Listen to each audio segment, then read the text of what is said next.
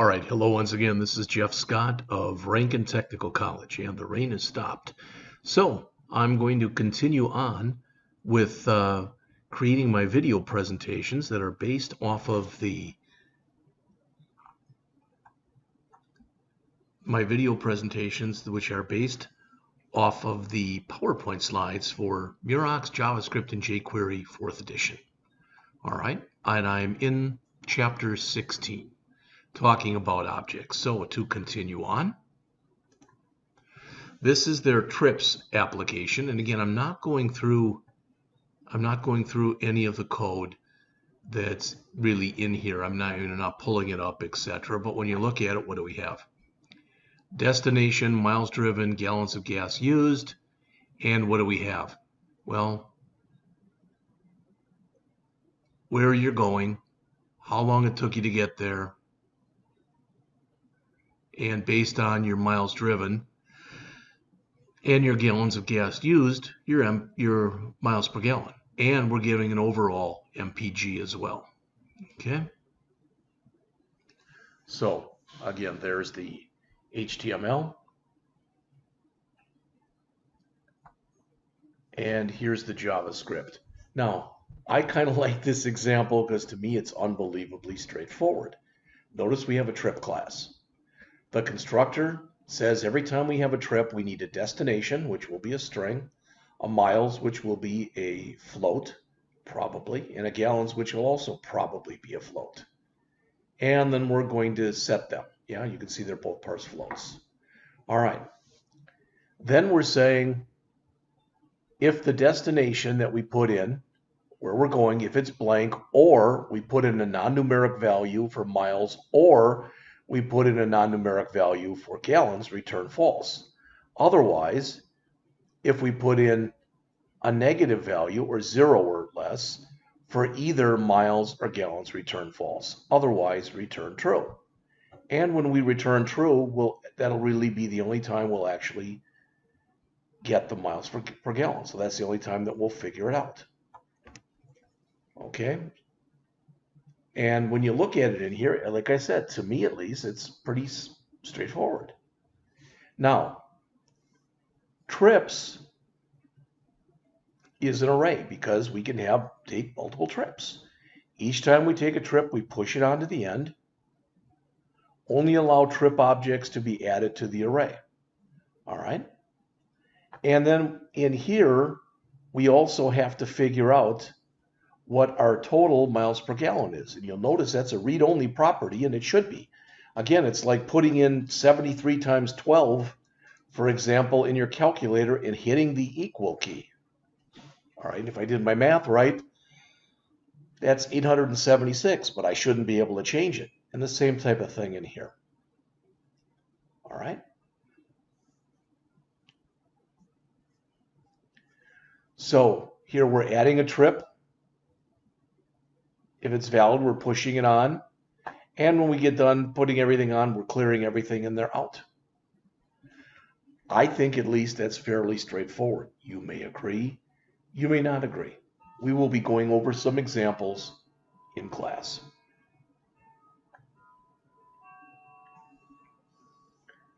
Now, got here code that creates two instances of a date type.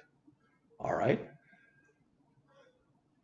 So we've got tax date, which is come and gone for 2021, and Christmas for 2021. All right. Now, notice what we have here. It says code that adds a method to the prototype object. All right. So we are creating, basically, we are, for lack of better words, we are adding on to the existing date type.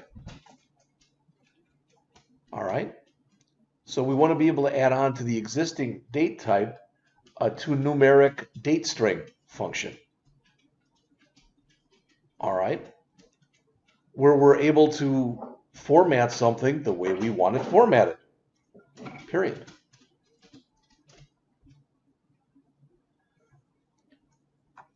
So that's code that adds a method to the prototype of the date. Here's one that adds a property to an instance. TaxDate.has extension.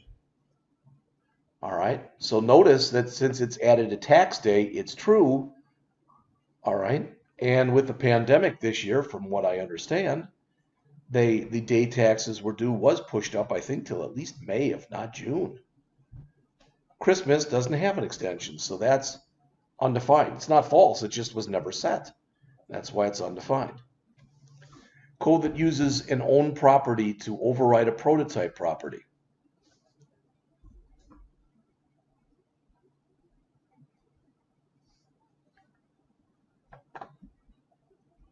So as it says, this tax data string displays this right here, and that's based off of what we set in here.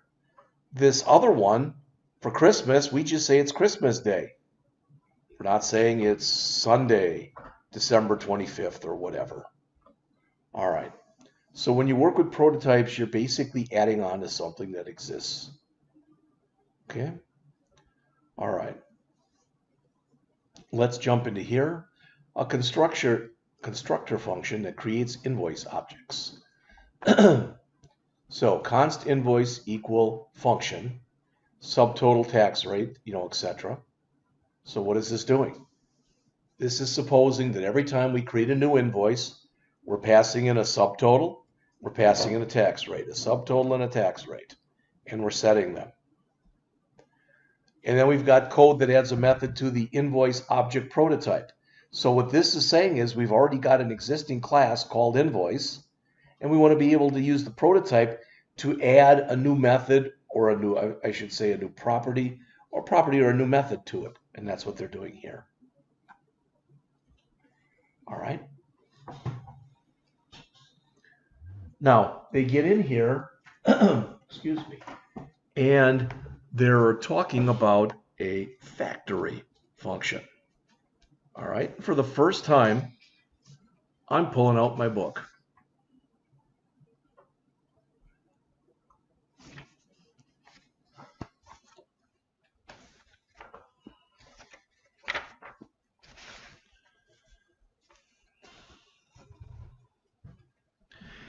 And it says in here, prior to the class keyword, it was common to code a constructor function to create multiple instances of a custom object type. In fact, that's where the class keyword, what it does under the covers.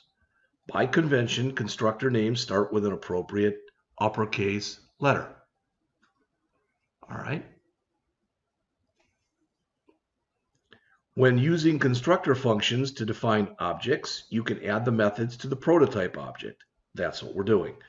To create a new object from a constructor, you should use the new keyword. That's what we're doing. You can use the static create method of the object type to create a new object that's based on a prototype. A factory function can use the create method to create and return new objects. Some programmers prefer to use the factory function because they make the prototypal nature of JavaScript clearer. All right. Now that may have made absolutely no sense, and we will be going over it in class. All right. All right. How to use brackets to refer to properties and methods of an object. You can use this type of syntax like here, like invoice get total as opposed to invoice dot get total. Now, have I used this before? Yes. Do I use it often? No. Other than for demonstration purposes, typically I don't use it. But it is another thing that's available in your tool chest. All right. A symbol used as a computed property name. Remember that symbols are one of the things that, for lack of better words, all right, a symbol is a native data type. It represents a unique value. To create it, you call the symbol function. You can see it right there. how we've done it up on top. Because this function is not a constructor, JavaScript will throw an error if you try to use the new keyword when you call it. The symbol function always returns a symbol that has a unique value. To make debugging easier, you can pass a descriptive string to the symbol function. You can use a symbol as a computed name for a property or a method.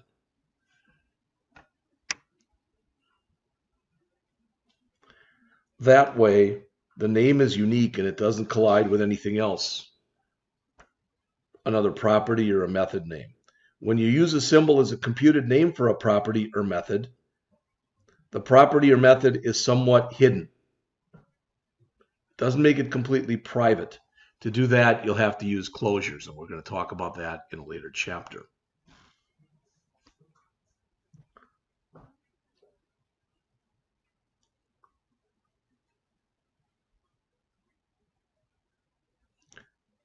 They mentioned in the book here, it says that the well-known symbols, such as the one shown here, are used as keys for methods of the object type. You can change how an object behaves by coding a custom method for a well-known symbol. Symbol.iterator, the bottom one that's right here, is a well-known symbol that's often used with generator functions to make an object iterable. When something is iterable, basically you can, for lack of better words, kind of work your way through it. All right?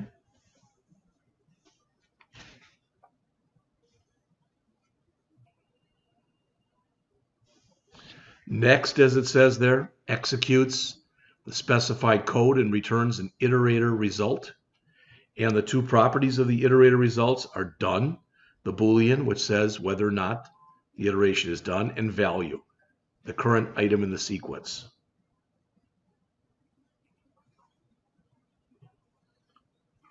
You can use a generator function to make it easier to create an iterator object that's iterable. Okay, you can use the asterisk operator to identify a generator function. When you call a generator function, it doesn't execute the code in its body, rather it returns an iterator object. The code in the body of the generator function executes when the iterator's next method is called. Then the code executes until it comes to a yield statement. That statement will return an iterator result object and pause execution. If there are no more yield statements, the generator returns an iterator result object.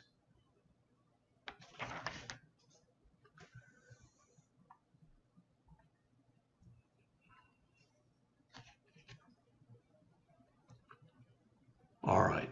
Next, they discuss the yield keyword, and as it says right here, with the yield keyword, it returns an iterator object and pauses execution. I think what we're going to have to do in here is go through this unbelievably slowly, all right, for it to make any sense to anybody.